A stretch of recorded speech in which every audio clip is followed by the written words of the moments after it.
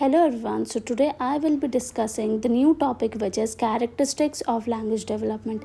इस टॉपिक को स्टार्ट करने से पहले मैं आपको ये बता दूं कि आपने ना कोई भी टॉपिक जो है वो डायरेक्टली नहीं स्टार्ट कर देना है। जैसे लैंग्वेज डेवलपमेंट की बात करी गई है तो यहाँ पे आप लैंग्वेज के बारे में लिखें, उसके मीनिंग के बारे में लिखें, उसके डेफिनेशन के बारे में लिखें, उसके बाद इस टॉपिक को स्टार्ट करें, ठीक है।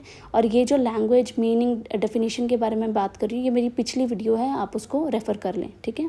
सो स्टार्ट करते हैं इस टॉपिक को।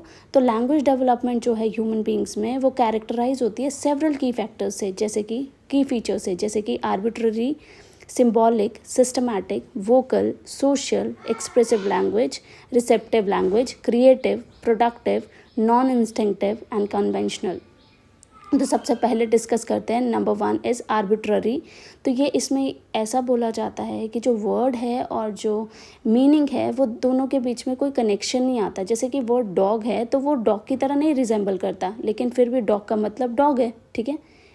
अच्छा, अगला है सिंबॉलिक। सिंबॉलिक में ऐसा आता है कि लैंग्वेज जो है वो वेरियस सिंबल्स या वर्ड्स को यूज़ करती है ताकि हम रिप्रेजेंट कर सकें थिंग्स को, आइडियाज़ को, इवेंट्स को।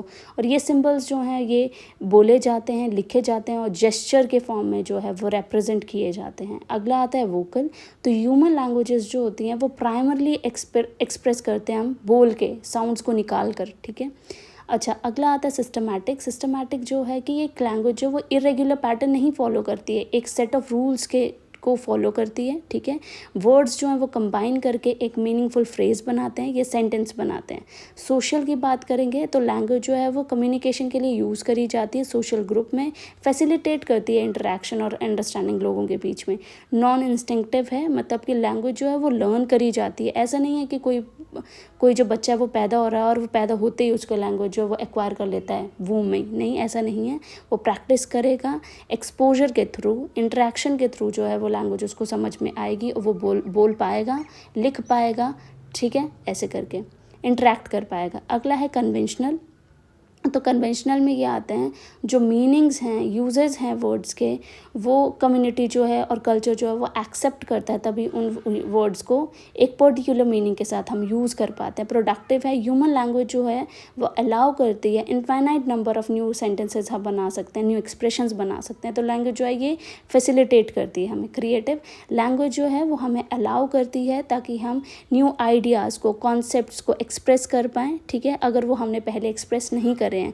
अगला है रिसेप्टिव लैंग्वेज। रिसेप्टिव लैंग्वेज में ये आता है कि एबिलिटी है कि हम पढ़ने वाली लैंग्वेज, लिखने वाली लैंग्वेज को समझ पाएँ अच्छे से। एक्सप्रेसिव लैंग्वेज में आता है कि हमारे पास एबिलिटी है कि हम प्रोड्यूस कर सकें बोलने वाले लैंग्वेज को, लिखने वाली लैंग्वेज को, अब मतलब इंटरेक्ट कर हम उसे एक्सप्रेस कर सकते हैं। तो हम so we can say that number first is arbitrary. The connection between a word and its meaning is not inherent. For example, the word dog doesn't resemble a dog in any way. Symbolic language uses symbols or words to represent things, ideas or events. These symbols can be spoken, written or gestured. Number third is vocal. Human languages are primarily expressed through spoken sounds. The next one is systematic. Language follows a set of rules that govern how words are combined to form meaningful phrases and sentences.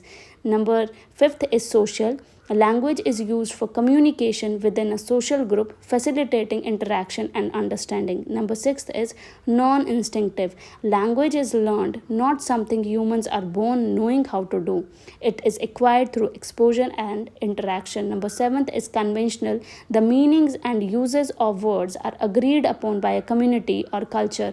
Number 8th is productive. Human language allows for the creation of an infinite number of new sentences and expressions.